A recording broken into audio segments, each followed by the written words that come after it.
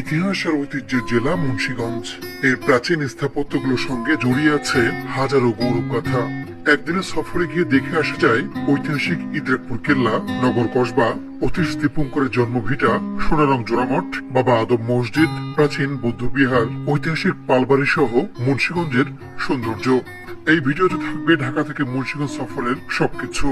আশা করি পুরো ভিডিও জুড়ে সঙ্গে যাচ্ছি মুন্সিগঞ্জ। ঢাকা থেকে বাস ও লঞ্চে যাওয়া যায় জেলাটিতে।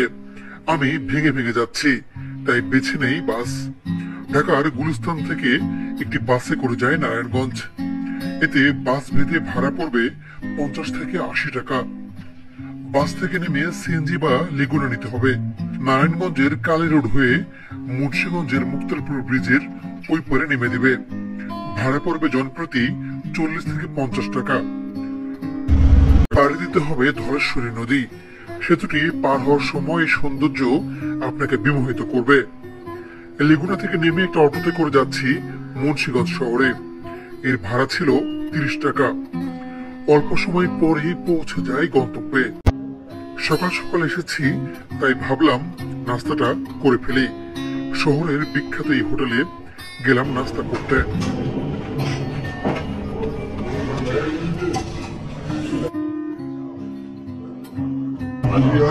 আমাদের সঙ্গে আরেকজন যোগ দিয়েছেন, ভাইবোন নামটা একটু বলবেন? তুষার ভাই। আচ্ছা আচ্ছা, আমরা এইখানে এই যে নাস্তার যে খাবারটা খাচ্ছি, এটা কেন, এই খাবারটাই কেন? এই খাবারটা কেন বলতে, যেমন হচ্ছে মুন্সিগঞ্জের আমরা যদি কেউ ঘুরতে আসি এখানে বা কিছু বলা যায় পুরোনো দোকান কোথায় আছে, সেটা ঐতিহ্যবাহী দোকান, তো সেই জায়গাটাতে আমরা দেশ বিদেশ সবাই জানে মোটামুটি মুন্সিগঞ্জের সদরের কথা বিচিত্র বসে দোকান। তো সেই দোকানে হচ্ছে এখানে মিষ্টি দইগুলো এবং হচ্ছে ভাজি যে পাওয়াটা, এখানে যে ভাজিটা আছে খুবই স্পেশাল এখানে। এবং মুন্সিগঞ্জের কতগুলো সবচেয়ে পুরোনো কয়েকটি দোকানের মধ্যে এটা খাবারের দোকানের মধ্যে এটা একটা। আর পাশেই আছে হামদার, যেটাও প্রায় 100 বছরের উপর, প্রায় 100 বছরের উপরেই হবে। ওকে, আমরা খেয়ে দেখি কেমন লাগে টেস্ট।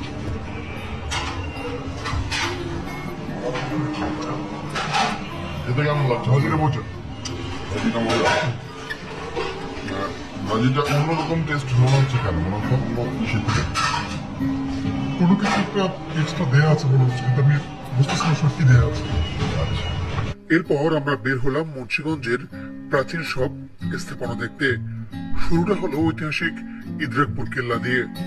আজ থেকে প্রায় 400 বছর আগে মুঘল আমলে এটি নির্মাণ করা হয়।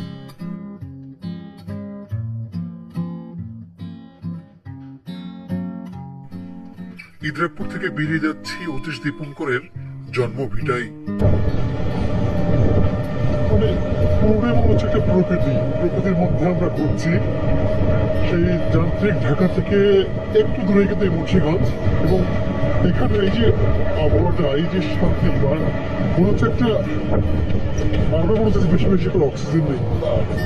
নিঃশ্বাস নিতে এত ভালো লাগছে, যেটা না আসলে আসলে বলা যাবে না। মনে হচ্ছে যে আমি আমার সেই জন্মভিটা, আমার দিনাজপুরে আমি আছি, এমনটা ফিল হচ্ছে। যে কত সুন্দর গ্রাম, কত সুন্দর আশপাশে সুন্দর টিনের বাড়ি।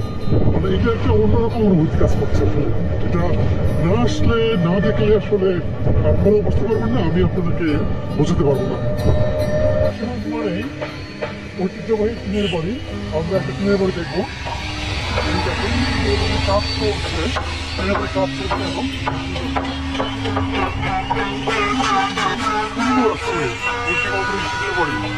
এটা দেখার কোন ইচ্ছা ছিল এবং সেই ইচ্ছেটা অবশ্যই পূরণ হলো না।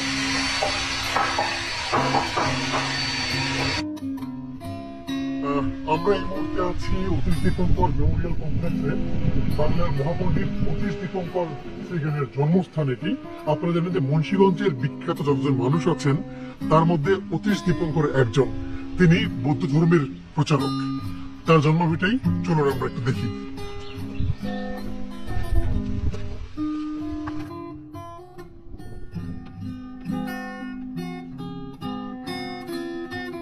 কি সুন্দর একটা জায়গা, মানে মনে হচ্ছে যে একটা, কি বলবো আসলে, যে বলা যাবে না, মানে বলতে পারছি না আসলে যে কি শান্তি লাগছে এই জায়গাটা এসে, একটা পবিত্র স্থানে এসে।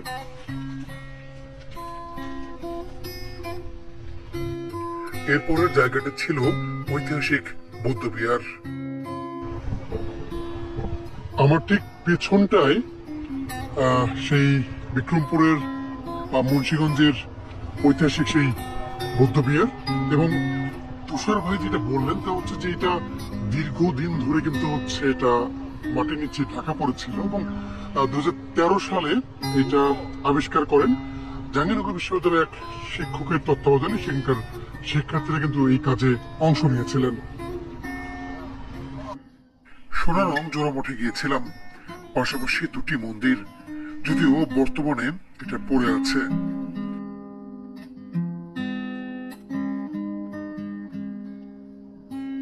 গিয়েছিলাম পালবাড়ি দেখার জন্য। কত আগের এসব স্থাপনা এখনো নজর কাড়ে। মুন্সিগঞ্জ ঘোরার বেশিরভাগ সময় সিয়াম ছিলেন আমাদের সাথে। সিয়াম, তোমাকে অনেক ধন্যবাদ। যদি আবারও আসি মুন্সিগঞ্জে অবশ্যই দেখা হবে আমাকে। ওকে, ভালো থেকো। আমাদের পরের গন্তব্য ছিল ঐতিহাসিক নগর কসবা। প্রাচীন এই নগর একসময় ছিল ব্যবসা বাণিজ্যের মূল কেন্দ্র। সবশেষ গিয়েছিলাম বাবা আদম মসজিদে। একদিনে অনেক কিছু দেখে ফিরেছি ঢাকায়। সঙ্গে এনেছি অনেক স্মৃতি, যেগুলো আলাদাভাবে আপনাদের সামনে তুলে ধরার চেষ্টা করব। আজকে মুন্সিগঞ্জ আমাকে ঘুরিয়ে দেখিয়েছেন আমার দুই ভাই। তাদের কাছে একটু বিদায় নেব এখন। তুষার ভাই এবং অন্তর ভাই, আপনাদেরকে অনেক অনেক ধন্যবাদ। আবারও দেখা হবে। আপনাকে অনেক ভালো লাগলো। আর হচ্ছে কি আপনার ব্লগ যারা দেখছেন বা মুন্সিগঞ্জ সম্পর্কে জানতে চাচ্ছেন, মুন্সিগঞ্জ জেলা, সবাইকে অনুরোধ রইল মুন্সিগঞ্জ এসে দেখবেন। ইতিহাস, ঐতিহ্য এবং সংস্কৃতির জেলা, প্রত্ননগরী মুন্সিগঞ্জ আমাদের এই পূর্ণভূমি। আপনাদের সবাইকে আসার জন্য নিমন্ত্রণ রইল এবং আপনারা ঘুরে দেখবেন ইতিহাসের এই জেলা। সবাইকে ধন্যবাদ। রানাভাইকে ধন্যবাদ যে রানাভাই কিন্তু আমাদের ইতিহাস ঐতিহ্যের এই মুন্সিগঞ্জ তুলে ধরছেন। আমরা খুব খুশি হয়েছি। অনেক ধন্যবাদ ভাই, ভালো থাকবেন।